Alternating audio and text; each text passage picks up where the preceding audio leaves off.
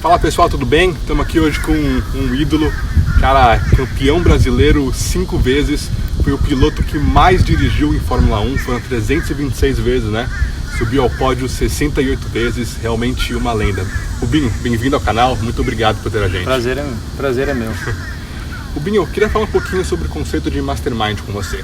Para quem não sabe, o conceito de Mastermind, ou a mente mestra, é um conceito de que uma mente, quando se junta com uma ou mais mentes juntas com um propósito bem definido, elas conseguem alcançar os objetivos e os goals de forma mais rápida, de mais eficiente.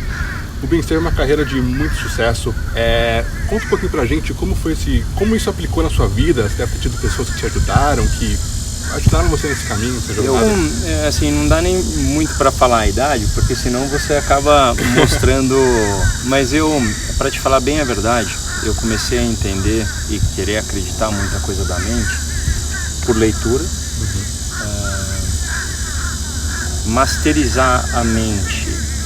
Primeiro você tem que estar em paz com o seu coração, para que você possa saber o que você está fazendo, é o caminho para você continuar o amor de todo o processo, porque no final é amor. Então, quando você gosta daquilo que você faz, a mente trabalha muito mais facilmente. Então, vou te dar um exemplo básico para as pessoas entenderem. Eu posso ir fazer academia todo dia e não treinar de carro, que é o que vai me treinar o específico de algum músculo específico. A minha mente, na hora, ela vai se cansar por utilizar a energia errada da coisa. Então eu preciso ter um processo de academia, eu não posso deixar de ir na academia, mas eu tenho que treinar no carro especificamente, para que a minha mente aí induza todos os meus músculos a falar: opa, o cara treinou, pode ir tranquilo. Perfeito. E falando um pouquinho mais também sobre... Teve pessoas que te ajudaram, claro, engenheiros, pessoal do carro. Você acha que realmente as pessoas, quando elas se juntam com um propósito bem definido, elas conseguem ir mais longe do que você sozinho, por exemplo? Então, o conceito de uma equipe é a harmonia das mentes em conjunto.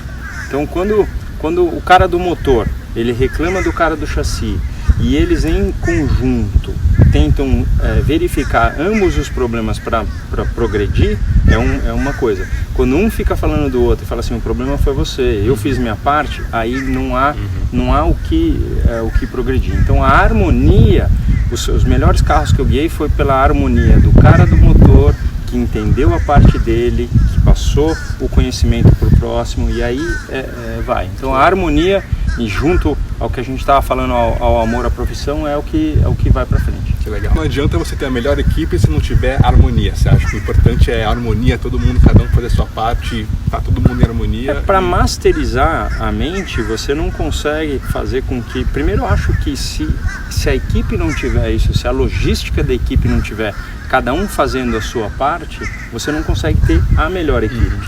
E aí você fica rodando em círculos. Então, para mim é isso, é a harmonia, o conceito. Nem sempre, porque eu não acredito em certo ou errado. Você pode me colocar teu ponto e eu posso achar que aquilo não está certo. E como é que a gente vai masterizar o plano, a cabeça? Eu vou respeitar o seu e você vai respeitar o meu. A gente continua. Rubinho, eu vi que você falou muito sobre a regra dos 33. Então, que se um terço das pessoas gostam do que você faz, outro terço não gosta e o outro terço não se importa. Você, muito na sua vida, você lidou com haters. E muita gente começando agora a empreender, todo mundo que vai para um caminho um pouquinho diferente, com aquele escola, faculdade, trabalho, aposentar, sofre um pouco com isso, porque a sociedade ela não quer que seja diferente, ela quer que seja mais um robozinho.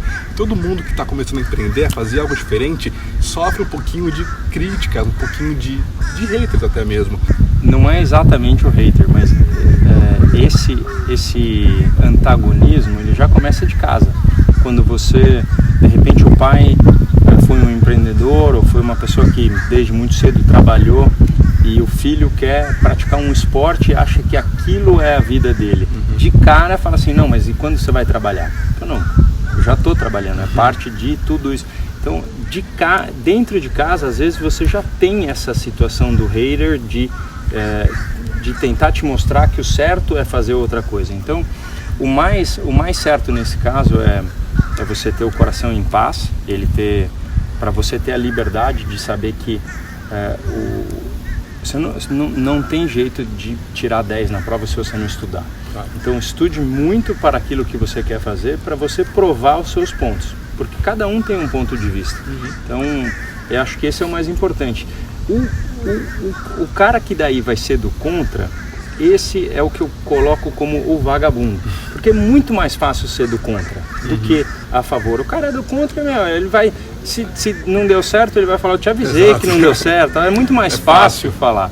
Então, para tudo isso, você tem que estar com aquilo inicial que a gente falou, que é o coração em paz, para poder ou dialogar se você quiser, mas não entrar na energia baixa, ou simplesmente tocar o teu barquinho esperando que dê certo, porque pode ser que dê errado, e quando der, é uma mensagem do Papai do Céu falando assim, temos que mudar umas regras para que possa dar certo, mas no final a paz interior é o que vai comandar tudo, e não porque você vai ouvir muito, eu te avisei, não ia dar certo, mas esse é o cara que não serve pro negócio. Seu filho Eduardo, ele tá correndo agora também. Você fala que ele tem até mais paixão e mais talento que você. E eu tive uma história parecida, meu pai também é um empreendedor, eu também sigo os passos dele. E eu tive muita sorte, creio que você teve também, eu vi que seu pai te ajudou também no começo, no que ele pôde, você ajuda seu filho no que você pode hoje também. Eu também tive essa sorte de ter um pai, um mentor que pôde me guiar. Mas muita gente não tem esse privilégio que a gente teve, muita gente não teve esse mentor, não teve um pai que tem uma comunicação boa, e as pessoas perdem isso, e é algo para mim crucial. Com certeza o seu filho consegue ver sua história e tirar um monte de lição positiva. Queria que você falasse algo não positivo que aconteceu, que foi uma lição importante que você passa para o seu filho e você pode também passar para a gente. Olha, eu acho que o mais importante é tirar o positivo dentro do negativo, porque quando a gente acha assim, nossa, que falta de sorte, nossa, não dá nada certo, aí você começa a ficar dentro de um ciclo que as coisas elas podem não fluir.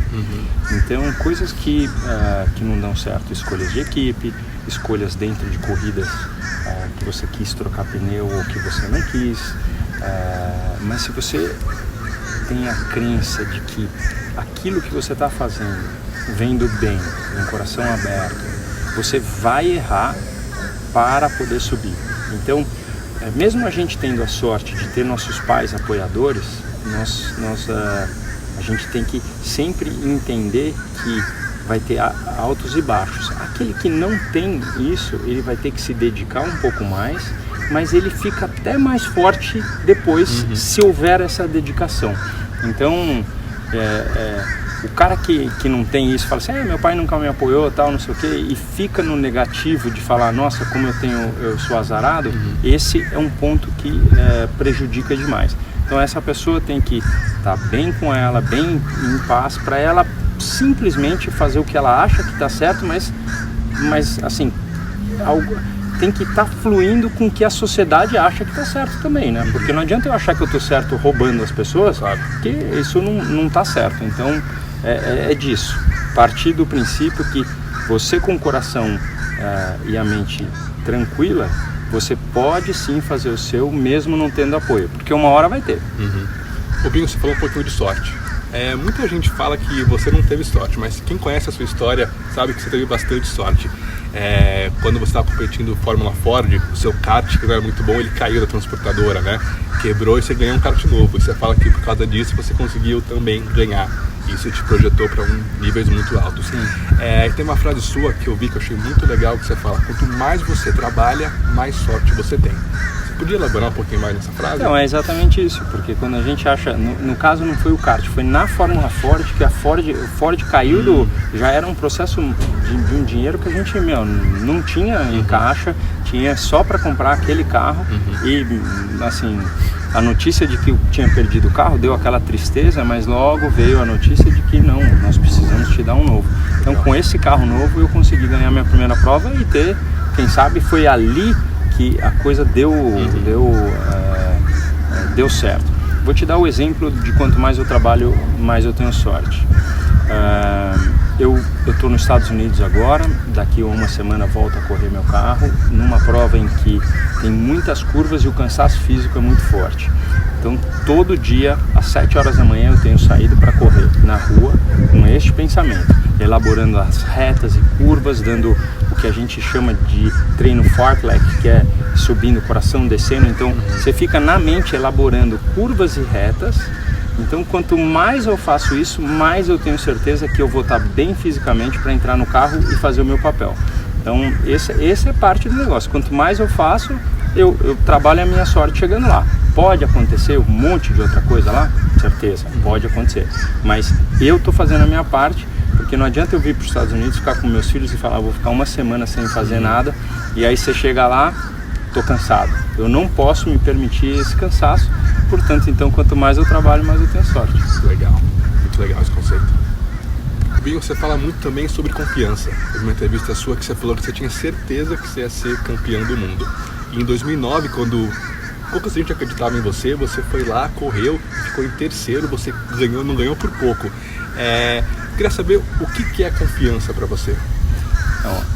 A minha certeza era que, né, no ano de 2008, quando todo mundo falava para mim que eu não teria chance de guiar em 2009, eu tinha uma confiança de que algo me dizia que mesmo a Honda saindo da Fórmula 1, eu teria a chance de continuar na Fórmula 1. E não só continuei em 2009, ao contrário do que meus amigos achavam que eu era doido, tudo, como o meu carro era muito competitivo.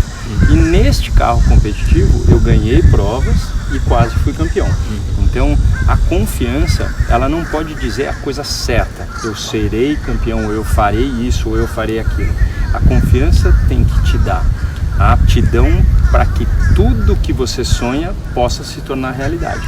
Então, quando você tem um esporte onde é complexo, né? O futebol tem 11 pessoas, mas tem um técnico, tem um monte de coisa que envolve. Como que é o Fórmula? O Fórmula você depende da pressão de pneu, que o cara que vai fazer a pressão de pneu, que vai detalhar se o motor está bem regulado ou não, o freio tem que funcionar. Então tudo isso é o trabalho em equipe. E você depende, tem vezes que uma coisinha falha. Então aí você fala, putz, eu estava tão confiante que eu ia ganhar a corrida. Existe isso, e aí você acaba não ganhando. Mas é o trabalho feito, porque assim, falta de sorte, acabar o freio. Não, teve alguma coisa que aconteceu lá que esse freio acabou. Fadiga de material, mas aí o cara que vai mexer nisso precisava ter trocado esse material. Então a confiança vem em cima do teu trabalho e da progressão que ela pode ter. É algo muito importante. Se você começa confiante, se acredita que vai dar certo, a chance de dar certo é muito grande. Se você começa sem confiança, talvez não dê tanto certo. E esse é um grande desafio. Acho que muita gente hoje tem, por causa das redes sociais, Instagram, todo mundo vê, postando foto, parece tão legal, tão bonito, parece que todo mundo é tão bem, mas na verdade não é bem assim. Eu percebo que muita gente hoje não tem autoestima muito alta, tem uma autoestima mais baixa. Isso acaba trazendo menos confiança para as pessoas. Para você, como que se constrói confiança? Qual que é uma dica que você pode dar para o pessoal ter mais confiança e ser mais resiliente? O pensamento positivo, o sonho, porque eu vejo muito, o esportista tem muito isso, mas se a pessoa não é esportista nem nada, ela tem que trabalhar trabalho físico também, porque o físico com certeza te dá essa aptidão de acordar mais bem disposto, tá? Mas a pessoa que tem o pensamento positivo, ela pode escrever no teto, tá? Assim, acorda e fala assim, meu sonho é, e trabalhar em cima daquilo. Aí fala assim, puxa, mas eu com 20 anos já atingi o meu sonho. Você tem outro, certeza que tem alguma outra situação. Então é muito isso que eu passo para meus filhos. Não adianta ele chegar numa pista e falar assim, eu não gosto desse tipo de curva, eu não gosto dessa pista. A chance dele ir mal nessa pista é muito grande, porque a mente vai falar para ele, você não gostava mesmo. Então, o que ele tem que fazer? Ele tem que ir aos poucos, ele não consegue isso de um dia para o outro, aos poucos fala assim, eu não gostava daquela pista da Hungria, mas a cidade é muito legal. Então, aí ele já volta para a cidade com vontade. Aí ele fala assim, mas das 12 curvas, aquelas duas para a esquerda eu gosto. Ele começa a trabalhar a mente para que uma hora ele acabe gostando da parada toda. Então você acha que é pegar o lado positivo e focar nisso? O positivo tem que ser maior que o negativo. Por mais que das 10 das 12 curvas você não goste, você se concentra nas 2 que você gosta. Eu acho que esse é a chave do negócio. Que legal. Rubinho, tem um episódio muito marcante na sua vida, acho que na vida de todo brasileiro, que foi o episódio em 2002, quando você estava ganhando a corrida e a Ferrari falou para você parar, para você deixar o Schumacher passar. Eu era muito pequeno, eu não lembro, mas eu falei com meus pais, meu avô, que adoram Fórmula 1, e falaram que na época ninguém entendeu muito bem, mas foi algo que estava muito claro, que a Ferrari está mandando você parar para o Schumacher passar. E algo que já rolava muito, só que você fazendo isso, você deixou muito claro para o pessoal, para as pessoas que isso era algo feio, né? E isso mudou muita coisa dali para frente. Eu tenho certeza que você ficou muito frustrado com isso, até ali que depois você passou mal, ficou muito bravo e com razão. Mas depois você teve uma carreira de muito sucesso depois disso ainda. Como que você lida com frustração? Como você conseguiu lidar com isso e ainda assim ter uma carreira de muito sucesso? O ponto é aquilo que a gente está falando, o ponto negativo ele só fortalece a mente sã. Então, quando a gente fala, nossa, que dia ruim e tal, não sei o que, o dia está ensinando alguma coisa para o dia bom. Naquele momento de deixar passar, no ano anterior, no ano de 2001, aconteceu na mesma pista uma situação que eu estava em segundo e o Schumacher em terceiro e eles pediram para trocar. Ninguém soube, houve uma troca e foi. Eu acabei a prova, eu falei para eles, e se fosse para primeiro? Se fosse para primeiro, nós nunca pediríamos isso a você. Então, na corrida que realmente aconteceu, que você ficou sabendo, que seu pai, seu avô ficaram sabendo, eu falava isso, eu falava assim, de jeito nenhum. Eu estava na sala quando você falou, olhando no meu olho, que nunca aconteceria. Então, foi uma batalha até eu escutar uma coisa que eu não gostaria de escutar, porque daí você pode pensar o que foi, você fica sem chão, você não sabe se você vai ter emprego, se você não vai ter e tal. E aí, pelo amor que eu tinha à coisa, eu falei assim, eu vou deixar, mas na frente de todo mundo, para todo mundo ver. E foi disso que a Fórmula 1 deslanchou, hoje os rádios a gente consegue ouvir por causa daquele dia. Sim. Então alguma coisa de positivo aconteceu, por mais que a gente ache que naquele dia eu saí realmente, passei mal, frustrado, pessoas tentando mudar o meu destino, até que em 2005 eu decidi sair da Ferrari antes do final do meu contrato, porque eles não estavam deixando eu me desenvolver. Então você fala assim, mas Rubinho, você acha que você teria sido campeão? Não importa, talvez sim, talvez não, mas o que mais importava era o meu bem-estar e o que ia me dar. E aí eu saí, fui para a Honda, o carro não era tão bom, a Honda virou Brown, que foi esse carro que a gente falou que era muito bom. Então a vida é assim, a vida vai ter esses baixos e lidar com a frustração não significa aceitá-la, mas trabalhá-la para que você possa ser melhor em cima disso. Que legal. E Rubinho, você falou algumas vezes já que você vai escrever um livro, vai escrever um livro, e todo o Brasil quer saber o que foi que a Ferrari te falou, que você falou que 99% das pessoas que tiveram educação e base parecidas com as suas fariam a mesma coisa. Tem uma previsão para sair esse livro, alguma coisa? Eu assim, em viagens assim, eu gosto de escrever, eu gosto de brincar, de escrever. Eu ainda não achei a pessoa certa para que ela possa escrever isso para mim, para que eu possa... porque isso é num gole de vinho, é numa situação que a gente vai contando a história, não é só uma história, tem muitos capítulos. E não, o capítulo da Ferrari, por exemplo, não é o capítulo mais legal da história. O capítulo mais legal da história é você lembrar que meu pai era dono de material de construção, não tinha nenhuma condição de me fazer chegar à Fórmula 1, mas através dessa mente sã do amor, a gente foi conseguindo juntos, eu dentro da pista, meu pai fora, e você vê, depois 19 anos de carreira, uma carreira de sucesso do menininho de Interlagos. Então, tem toda uma história para ser contada que é muito mais legal do que só o capítulo Ferrari. Que legal. Estamos esperando ansiosamente pelo livro. E Rubinho, mais uma vez, muito obrigado por ter a gente aqui. Foi um prazer, acho que ficou muito legal a entrevista. E é isso aí. Abraço, pessoal. Valeu. Até a próxima. E acredite, sonhe, vale a pena.